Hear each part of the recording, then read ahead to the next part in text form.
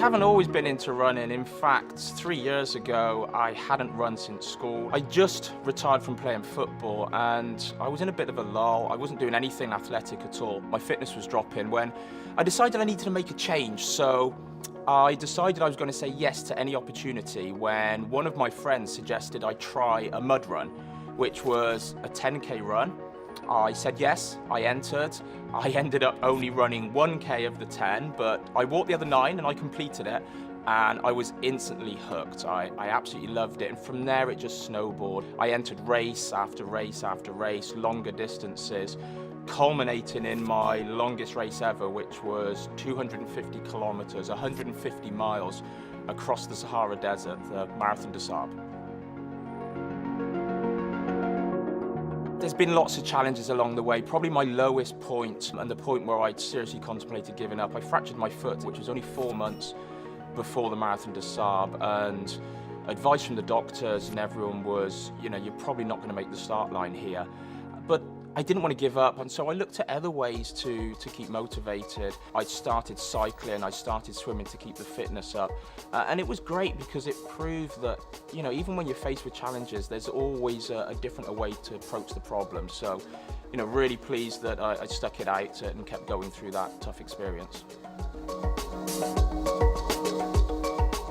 Sounds really strange, but just take that first step. Not everyone's going to like running. I think everyone has to find their own thing, the thing that they're passionate about. You've got to find the thing that you enjoy, but take that first step. A lot of people are scared. You're starting on a journey to improve yourself, and it is so rewarding. So just get out there, try it with friends, and enjoy yourself.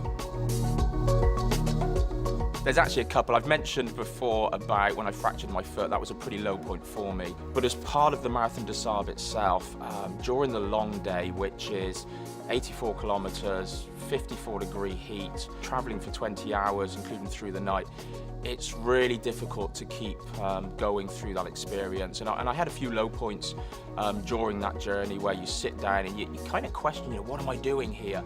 It's realizing that the mind's stronger than the body in a lot of situations like that. So, you know, you just have a little bit of a chat with yourself, keep pushing through, and it's amazing what the body can achieve. To see that finish line and cross it and know you've completed what is sometimes called the toughest foot race on earth, that's just such a tremendous feeling.